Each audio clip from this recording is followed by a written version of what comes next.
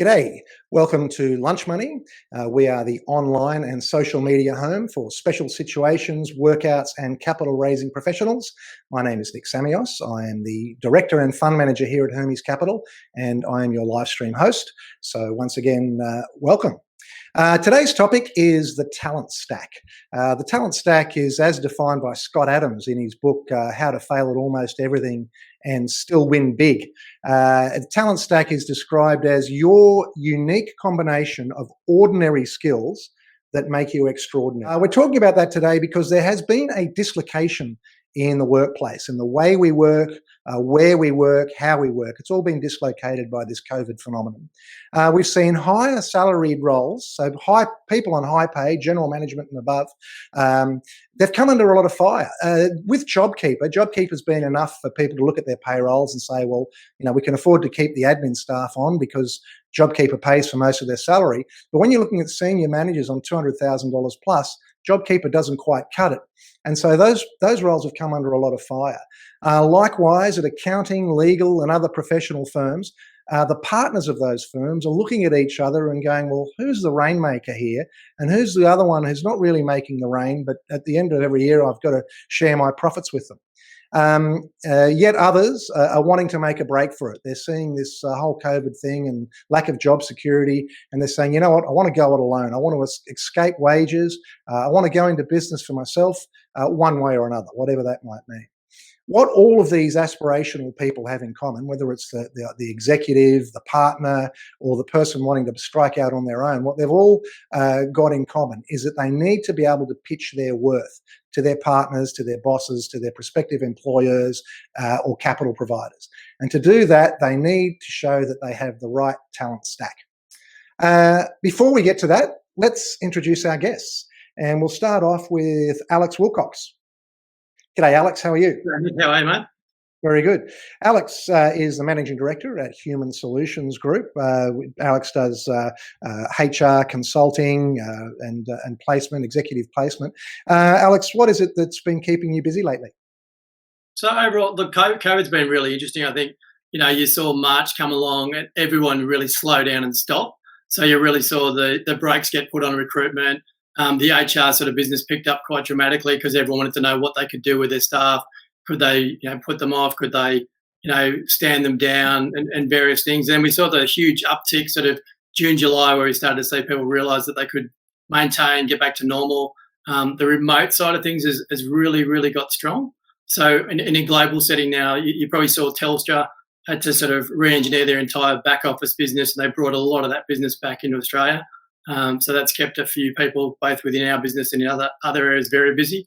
And then I guess the e-commerce space. So e-commerce has probably been our big uptick in the last 2 or 3 months. We've started to see a lot more people building e-commerce platforms, businesses, and opportunities there.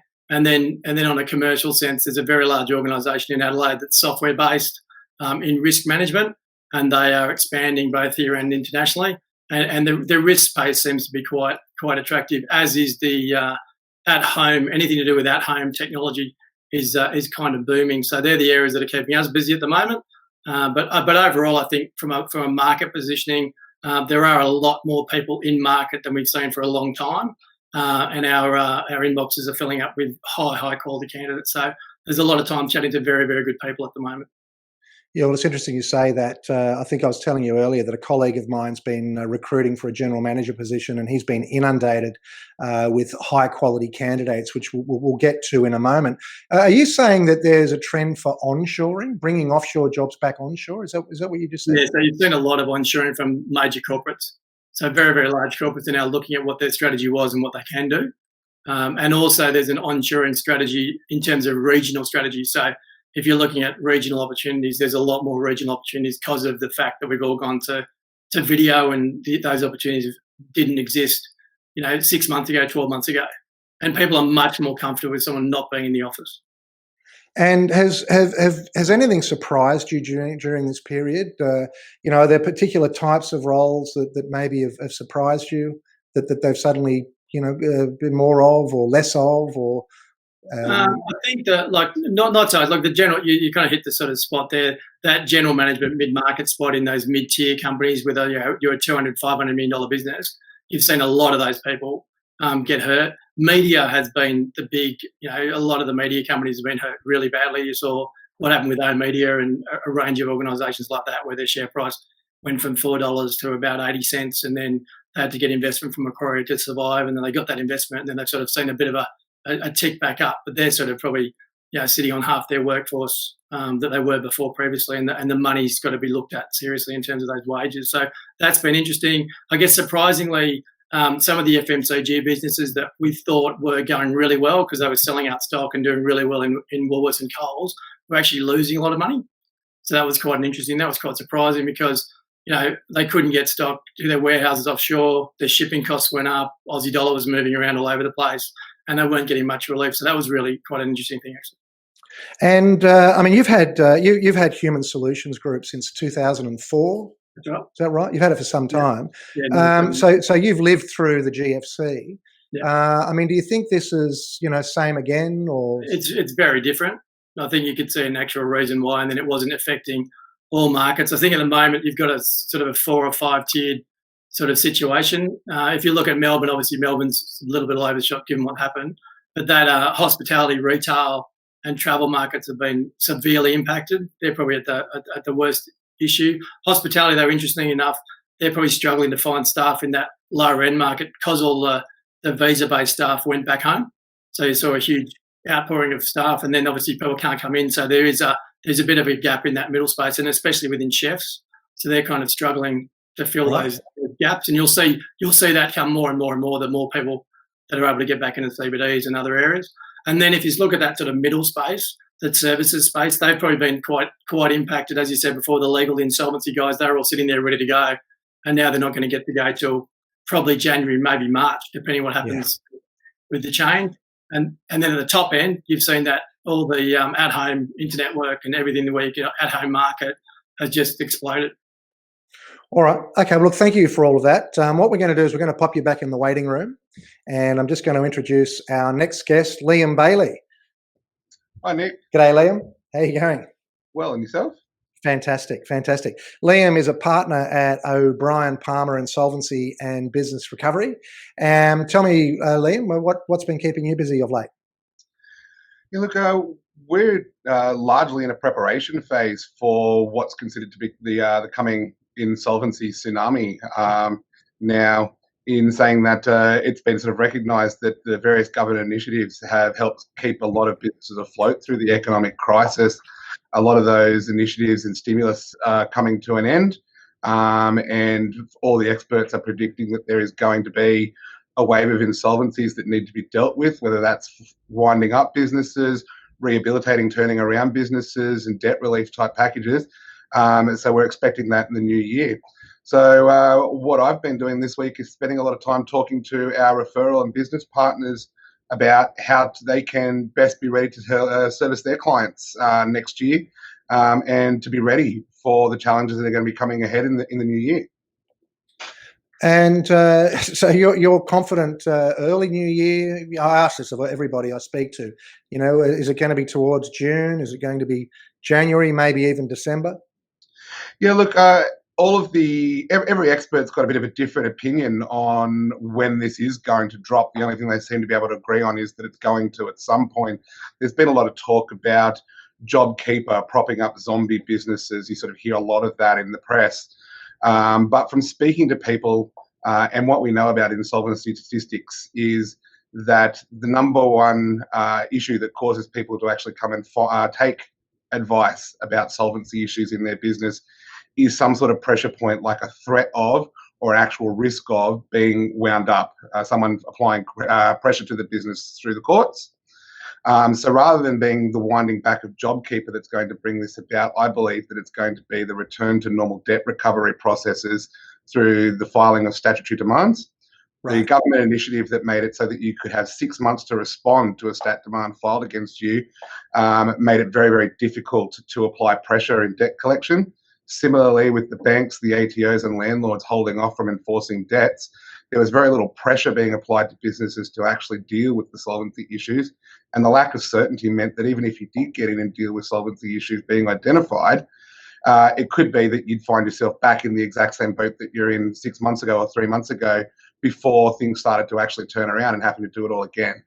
So my personal prediction is going to be is when the courts reopen in the new year, people will start filing stat demands in the ordinary course, and that'll actually bring everybody to the table where they have to deal with the issues that have been building up. I wonder, I guess, what's the precursor to that? Is a precursor to that when you get people giving you consents to act? And we've been speaking to accountants and advisors over the last weeks. They're starting to see an uptick in people coming in, bringing their books and records up to date, bringing their statutory lodgements, their tax returns up to date, and their BASs up to date, and actually coming to grips with what the business circumstances are. And we usually do see whenever there is a spike in insolvency that the advisors are being contacted by directors 4 to 6, maybe even 8 weeks before it actually filters through to people taking action. So there has been an uptick in that now.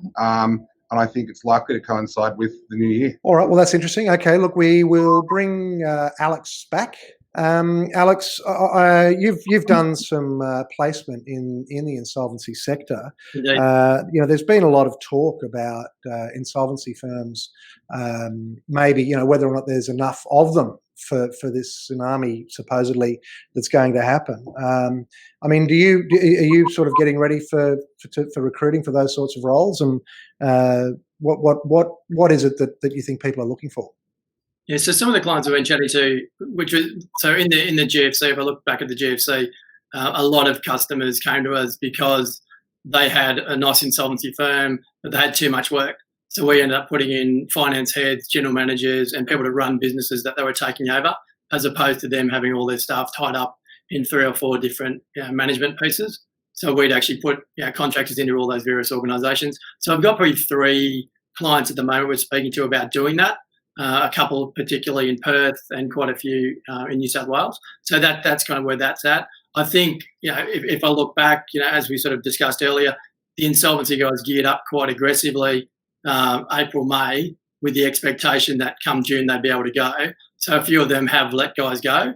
And that talent, sort of stacked talent pool piece is something that I'd highly recommend if they haven't done already, that they should be extending offers to a range of people at the moment with a flexible start date, because that would give them a better chance of picking people up now quickly, so if they know the work's coming. And from what I gather from people I've been discussing it with, there are a lot of stat demands out there for money in terms of what people are chasing, and they're going to hit and then they're going to be wound up. So at that point in time, people are going to have to hire, and the insolvency guys are going to come in quite hard. So your advice is don't wait till January, February. You're going to need to start looking for people now. Well, if you're in an insolvency business, I'd be actively hiring them now, so you know where you're coming. But having said that, the vaccine piece, I think, does change the game a little bit, because I think you will start to see, a big, potentially more concession from the government if you do see the vaccine looking like it's going to land by February or March, if it's realistic. I don't know if that's realistic, but if you see that, I think you might again see them push it back with a view that hopefully they can, people can get over the hurdle. Right. And what do you think, Liam? I mean, talking to your colleagues, you've said that obviously this recent period for you has been a bit of a build-up. Is that what you're seeing across the industry? Yeah, look, across the industry, insolvency appointments are down around about 65 to 70% compared with what we were looking at last year. And that is primarily because there's a lack of enforcement happening. The industry is going through similar phases of uncertainty. We're gearing up for some new insolvency processes that are coming through as the government's announced insolvency law reform, with an idea that we'll be focusing on business turnaround and rehabilitation in the new year, hopefully far more than we will be on terminal insolvencies like liquidation. There is going to be a shortage of talent. There's been a lot of questions about whether or not there are enough liquidators. I think it's a very interesting question when all of our industry bodies like ASIC, ARETA and ASA have been saying that we need practitioners to be delegating work to staff at an appropriate skill level. And I actually think the shortage is not going to be in bankruptcy trustees and liquidators. It's going to be in experienced and talented staff supporting the liquidators and trustees that are already there. There has been a shortage in talent in this space for quite some time. So we're gearing up a lot at the moment in terms of training our staff up, making sure that they're ready, that they've got the capacity to deal with the insolvency wave. We're certainly looking and being open to new talent coming into the firm. But at the same time, we're fully prepared to understand that there might be a very strong spike and a shortage of talented candidacy around. So we may have to have their staff ready to supervise and train up staff that don't have specific insolvency experience, but can bring their own other background experience to the table and work in the industry. Yeah, interesting. I guess, we say in our business as well, you need people who can get the work and you need people who can do the work. And I suppose if there's going to be a tsunami of insolvencies and corporate restructuring generally, not just insolvency, but you don't necessarily need a rainmaker. You don't need more rainmakers. You need more people that are actually doing the work. Alex, do you think when you've seen these sorts of times before, have you seen liftouts? Are we going to see liftouts in the insolvency sector? Where whole teams are recruited? If the volume's there, absolutely, it's a great idea. It's an opportunity that I think a lot of people should have a serious consideration about. And also with the smaller firms, there's an opportunity potentially for some of them to either merge together or do something effective so they can compete at the bigger end of town. Because that's something that I have seen been very effective in law previously. And obviously you've actually seen quite a few things happen this year within the banking market. You've seen quite a few interesting lift-outs happen. So just explain what a lift-out is. I've just used it. Lift-out is you either aggressively target a specific team in an organisation. So if there's a partner, two managers, 3 senior associates, an associate and an admin team, and you pick up that entire team and move them to another organisation in the one go. There's been a lot of that in the law profession this year, hasn't there? A lot in the law profession this year, and a significant amount in financial services. Yeah, I suppose if you're good at it, if you're good at arranging that sort of stuff, someone like you, Alex, I suppose there's going to be people that love you and people that hate you. Is that a fair comment? That's a very fair comment. There's a reason people move. Well, let's get to this concept of a talent stack. I mean, obviously, roles are different. But one of the things I was asking you a little bit before we started, Liam, is, it's not just about people that you employ on your payroll, but it's also about people that you engage. For example, insolvency people engage lawyers. What are the sorts of things that you look at, for example, before you engage a lawyer? Obviously, relationship comes into it. But what are some of the other things that you're looking for in the qualities of someone that you give work out to?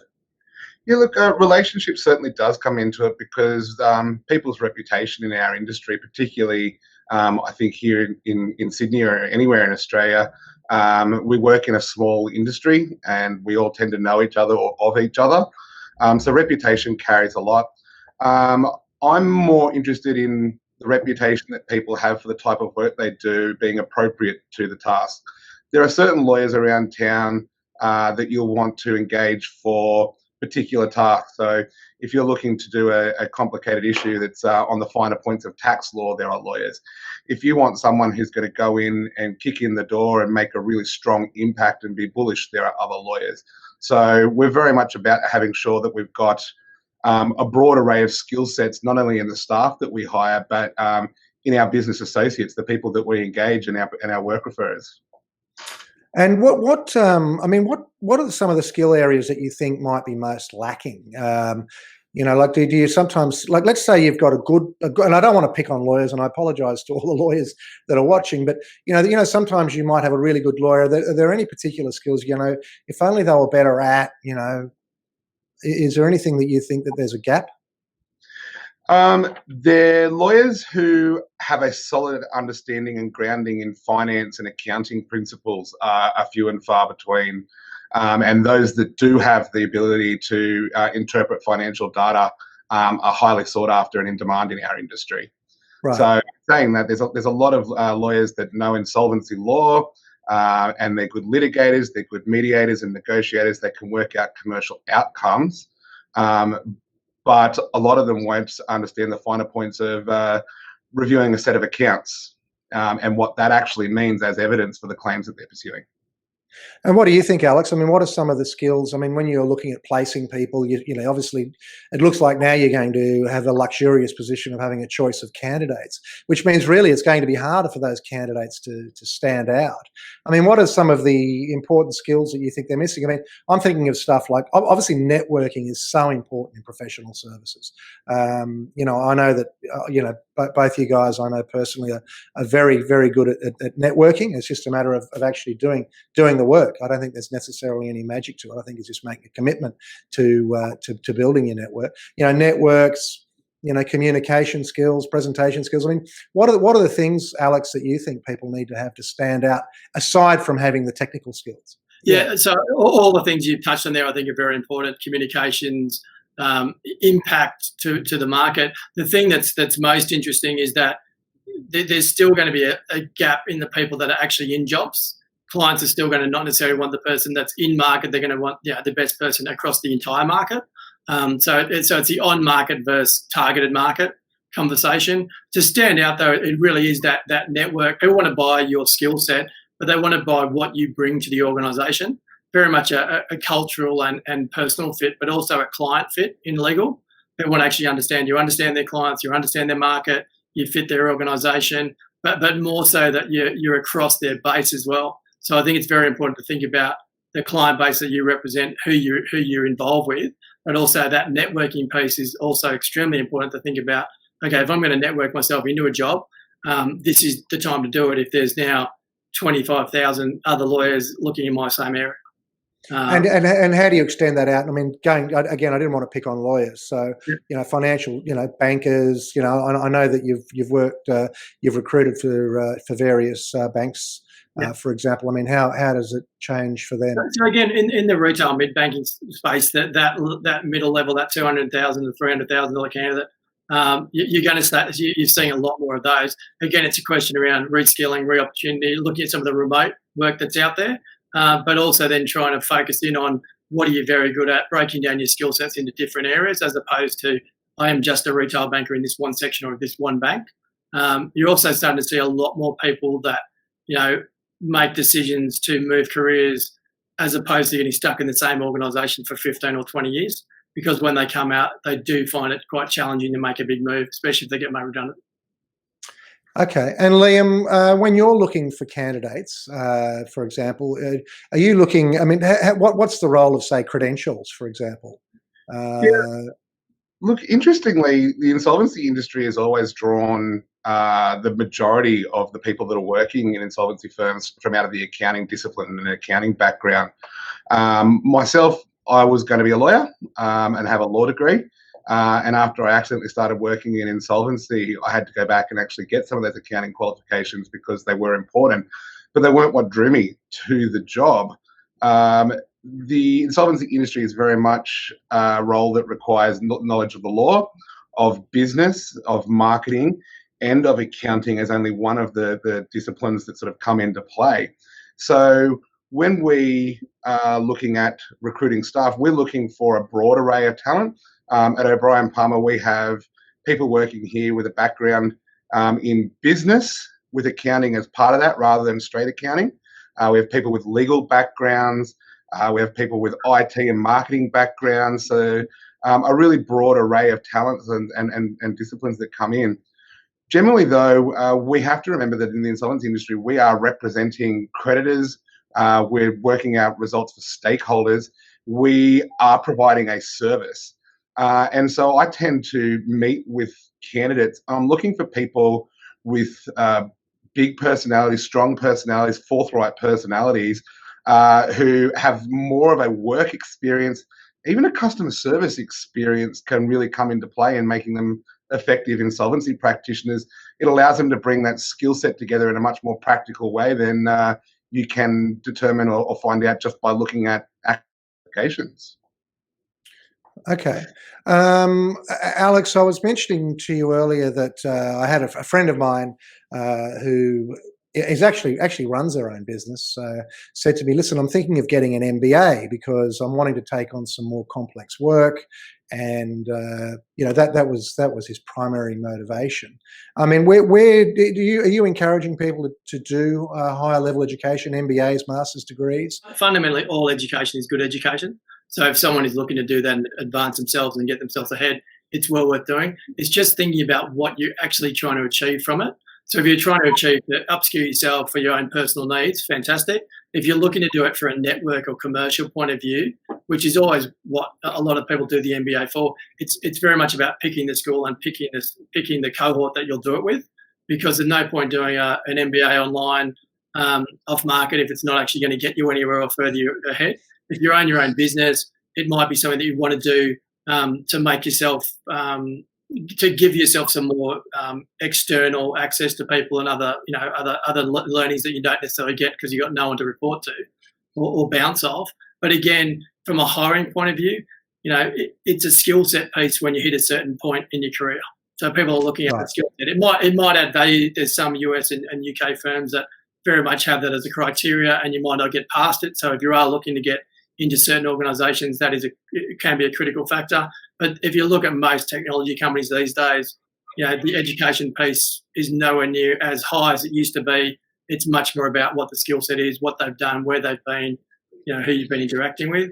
From a company owner, it's probably well worth doing the AICD course, the director's course. That'll probably give them a much more clearer suite of actually the skills that they need to run a business and get some advantages around that. And again, the network they pick up from that will probably get them more business that they want in that market anyway. I wonder, Liam, as we go into the new year, we were talking before that I think there's going to be a lot of I just wonder whether or not a lot of those senior management roles may actually disappear altogether. I'm not talking about insolvency now, but I'm talking maybe in the community more generally.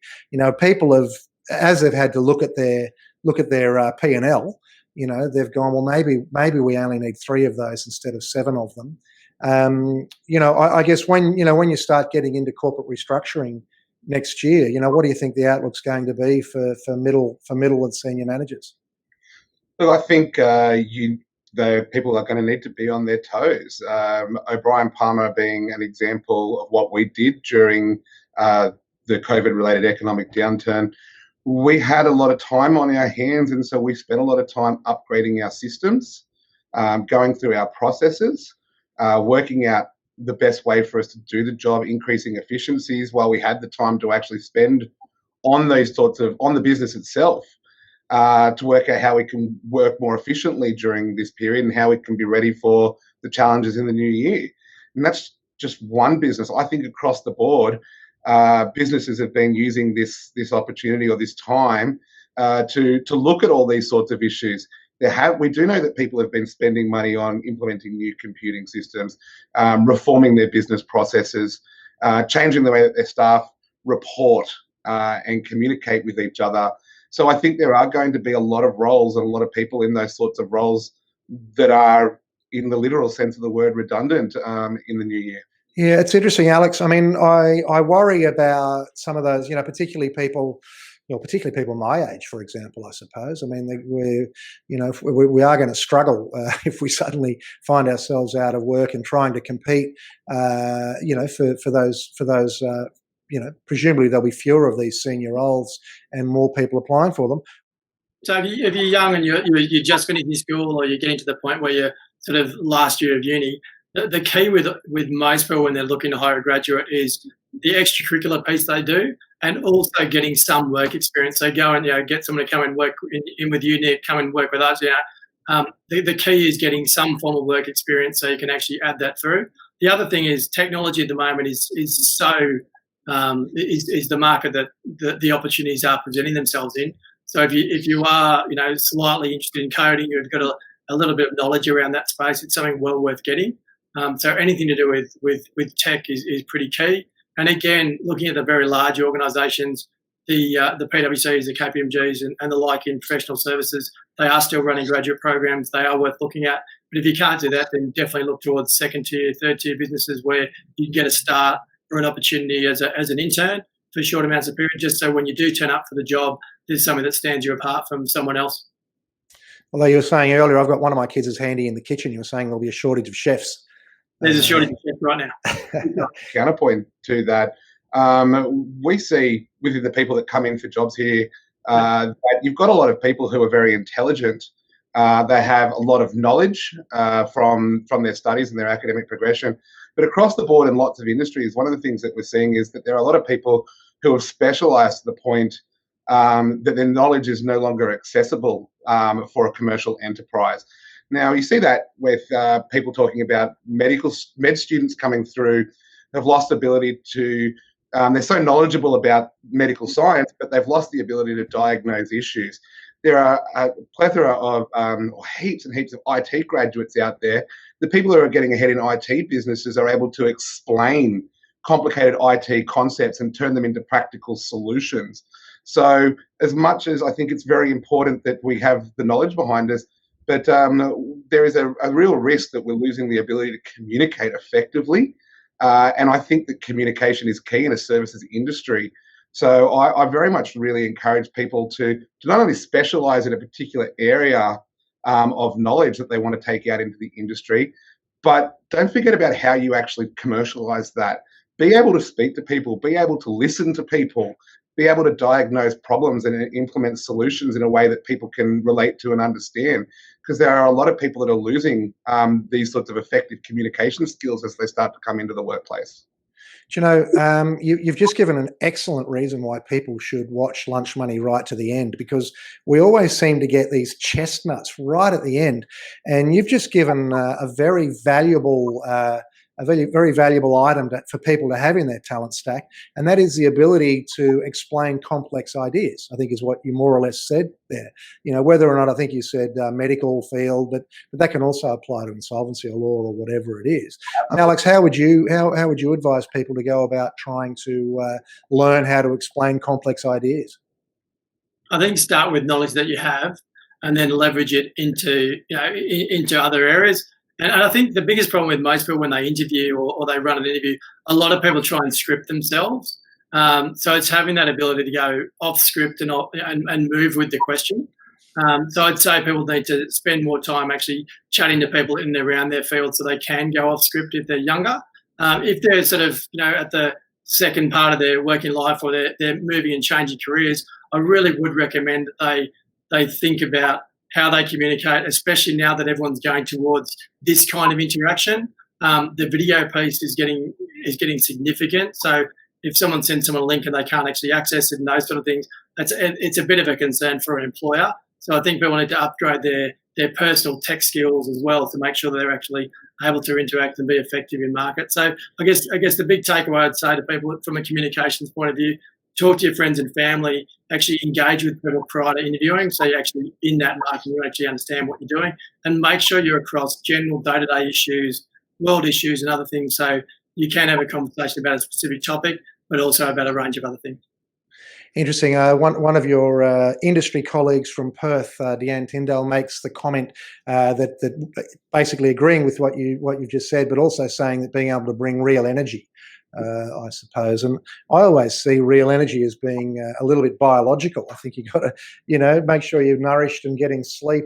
I know that sounds ridiculously simple, but that's a basic thing as well. Listen, we're running out of time, so I'll just ask you each for your final thoughts on the topic of people building their talent stacks. I'll start with you, Liam. Yeah, if you're building talent stacks, I think you're engaging with people that you're relating with. You can't fake that sincerity in this area. So really being able to engage with people actually comes with being genuinely interested in what people have got to say and what they can do and how you can be of use to them and they can be of use to you and we can all be mutually beneficial. You can't fake that level of interest. So I think people have to be genuine in the way that they communicate. People have to have a genuine interest in what they're doing and the people around them if they want to create networks of employees, business referrers, and other contacts that are going to be for mutual benefit. Okay, nice one. I'll just add to that if you're younger, I would consider my network to be excellent, but it doesn't happen overnight. I mean, I've been building my network since my 20s. You need to get onto it early because you can't instantly manufacture a 10-year relationship. If you want a 10-year relationship today, you need to have started that relationship 10 years ago. Alex, what are your final thoughts on the subject? Yeah, I'd agree entirely with the energy piece and also coming back to network.